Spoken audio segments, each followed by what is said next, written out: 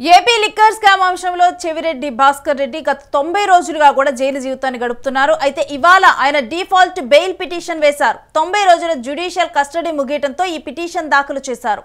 ఇక 90 రోజులుగా కూడా ఆయన రిమాండ్ ఖైదీగా వస్తూ ఉన్నారు. ఇటు లిక్కర్ కేసులో అదనపు ఛార్జ్ షీట్ దాఖలు చేసింది సిట్ బృందం. ఏసీబీ కోర్టులో 3వ అదనపు ఛార్జ్ షీట్ను దాఖలు చేసింది. ఇప్పటి వరకు 48 మందిని నిందితులుగా చేర్చిన సిట్ తాజా ఛార్జ్ షీట్లో మాజీ ఎమ్మెల్యే చెవిరెడ్డి భాస్కర్ రెడ్డి పేరు, వెంకటేషు, బాలాజీ, నవీన్ పాత్రలను పేర్కొంటూ కూడా సిట్ ఈ 3వ పిటిషన్లోనైతే పేర్కొనటం అయితే జరిగింది. ఈ అదనపు ఛార్జ్ షీట్లో అంటే ఈ 3వ అదనపు ఛార్జ్ షీట్లో వాళ్ళ పేర్లను పేర్కొనటం అయితే జరిగింది. అయితే కంప్లీట్ డీటెయిల్స్ ఏంటనేది కూడా మా ప్రతినిధి కిరణ్ అడిగి తెలుసుకుందాం. కిరణ్, ఈ 3వ అదనపు ఛార్జ్ షీట్లో ఏం పొందుపరిచారు? రేణుశ్రీ, తాజాగా సిట్ తన 3వ అదనపు ఛార్జ్ షీట్ ను ఏసీబీ కోర్టులో దాఖలు చేసింది. ఈ కేసులో ప్రధానంగా చెవిరెడ్డి భాస్కర్ రెడ్డి చుట్టూ ఈ ఛార్జ్ షీట్ వేసినట్టు మనకు కనిపిస్తుంది.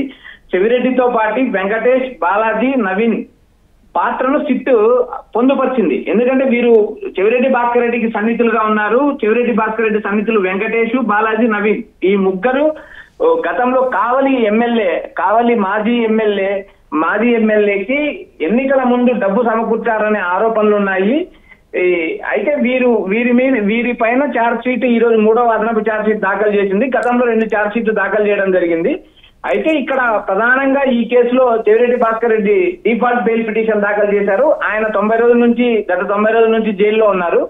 అయితే నిందితునికి ప్రాథమిక హక్కు కాబట్టి డిఫాల్ట్ బెయిల్ పిటిషన్ దాఖలు చేసుకున్నారని మనకు సమాచారం అందుతుంది. రేణు, అయితే ఒకవైపు చెవిరెడ్డి భాస్కర్ రెడ్డి తనకి ఇప్పుడు కూడా 90 రోజులు తాను జైలు జీవితం గడిపారు. డిఫాల్ట్ బెయిల్ పిటిషన్ కూడా ఆయన దాఖలు చేసినట్లు తెలుస్తుంది. ఎందుకంటే ప్రతి ముద్దాయికి 90 రోజుల తర్వాత బెయిల్ అప్లై చేసుకోవడానికి వస్తుంది. ఒకవేళ 90 రోజుల తర్వాత డిఫాల్ట్ ఏదైతే మేము బెయిల్ కు అర్హులము, మేము ఇన్ని రోజుల నుంచి జైల్లో ఉన్నాం కాబట్టి మా ప్రాథమిక హక్కు మాకు కాబట్టి మేము బెయిల్ పిటిషన్ దాఖలు చేసుకోవడానికి హక్కు ఉంది. ఆ చేతనే బెయిల్ పిటిషన్ దాఖలు చేసుకున్నాను. గతంలో రెగ్యులర్ బెయిల్ పిటిషన్లు కూడా దాఖలు చేసిన సందర్భం ఉంది. చెవిరెడ్డి భాస్కర్ రెడ్డి తనకు ఆరోగ్యం బాగలేదు, తాను కేరళకి వెళ్లి ఆయుర్వేద చికిత్స చేయించుకోవాలంటూ ఆయన బెయిల్ పిటిషన్ కూడా గతంలో దాఖలు చేయడం జరిగింది. అయితే కోర్టు తిరస్కరించింది. ఆ బెయిల్ పిటిషన్ డిస్మిస్ చేయడం జరిగింది. ప్రస్తుతం అయితే ఈ రోజు ఆయన 90 రోజులు జైలు జీవితం ముగియడం, 90 రోజులు కంప్లీట్ కావడంతో ఆయన నేను డిఫాల్ట్ బెయిల్ కు అర్హుణ్ణి కాబట్టి నేను అప్లై చేసుకుంటున్నాను. ఆయన ఏసీబీ కోర్టులో డిఫాల్ట్ బెయిల్ పిటిషన్ దాఖలు చేశారు.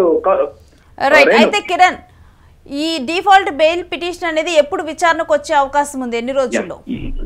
ఈ రోజు డిఫాల్ట్ బెయిల్ పిటిషన్ దాఖలు చేశారు. అయితే ప్రతివాదులకు ఏసీబీకి సిట్కి ఏసీబీ నోటీసులు జారీ చేసింది. ఈ ప్రతివాదులు ఈ బెయిల్ పిటిషన్ పైన సిట్ సమాధానం చెప్పాల్సి ఉంటది.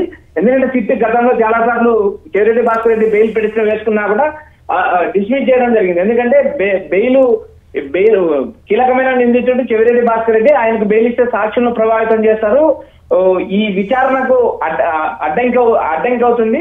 ఆయనకు సంబంధించి గత వారం క్రితం ఆయనకు సంబంధించిన అటు తిరుపతి, హైదరాబాద్ లో పలు కంపెనీల్లో సిట్ తనిఖీలు చేసింది. చెవిరెడ్డి భాస్కర్ రెడ్డి కుమారుడు మోహిత్ రెడ్డిని కూడా సిట్ విచారించడం జరిగింది. అందులో కీలక సాక్ష్యాధారాలు లభించాయి కాబట్టి బెయిల్ ఇవ్వకూడదని చెప్పి వాళ్ళు దాఖలు చేసే అవకాశం ఉంది SIT.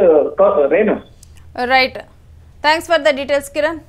So default bail petition AP liquor scam లో చెవిరెడ్డి భాస్కర్ రెడ్డి దాఖలు చేశారు. అయితే దీని మీద సిట్ కూడా కౌంటర్ దాఖలు చేసే అవకాశమే కనిపిస్తూ ఉంది. గతంలో కూడా నిందితులు చెవిరెడ్డి భాస్కర్ రెడ్డి అనే వ్యక్తి ఏపీ లిక్కర్ స్కామ్ లో చాలా కీలకమైన వ్యక్తి. ఇతను గనక బెయిల్ మీద బయటికి వెళ్తే సాక్షుల్ని ప్రభావితం చేస్తారు అంటూ కూడా పేర్కొన్నది. మరొకసారి కూడా ఇదే కారణంగా కూడా ఏసీబీ కోర్టులోనైతే సిట్ చూపించే అవకాశం కనిపిస్తుంది. మరోవైపు ఇప్పటికే మూడో అదనపు ఛార్జ్ షీట్ని సిట్ దాఖలు చేసింది. ఇప్పటి వరకు కూడా 48 మందిని నిందితులుగా చేర్చినటువంటి సిట్ ఇప్పుడు తాజాగా ఈ ఛార్జ్ షీట్లో మాజీ ఎమ్మెల్యే చెవిరెడ్డి భాస్కర్ రెడ్డి పేరును కూడా చేర్చింది. ఇక మరొకటి ఏంటంటే వెంకటేష్, బాలాజీ, నవీన్ వీళ్ళ పాత్రలను కూడా ఏపీ లిక్కర్ స్కామ్ లో ఎటువంటి పాత్ర పోషించారు ఏంటి అనేది కూడా ఆ డీటెయిల్స్ అన్నిటిని కూడా ఈ ఛార్జ్ షీట్ లో సిట్ చేర్చింది.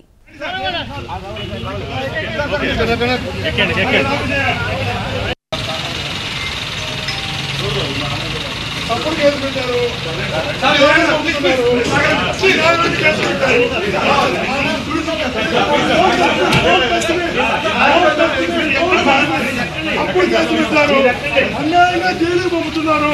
శిక్ష ఒక గొప్ప గొప్ప దర్శకుడు ఉన్నాడు, ఒక రాజమౌళి, ఒక సుకుమారు గొప్ప గొప్ప దర్శకుడు ఉన్నాడు. అన్నిటికీ కాలం సమాధానం చెప్తుంది.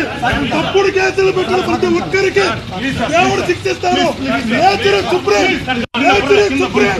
తప్పుడు కేసులు పెట్టి జైలు పెట్టారు, అన్యాయంగా తప్పుడు కేసులు పెట్టారు. గొప్ప గొప్ప నటులంతా ఉన్నారు అక్కడ, గొప్ప గొప్ప దర్శకులు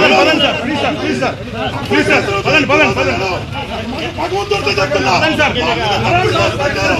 తప్పుడు కేసు పెట్టి జైలు పంపుతున్నారు.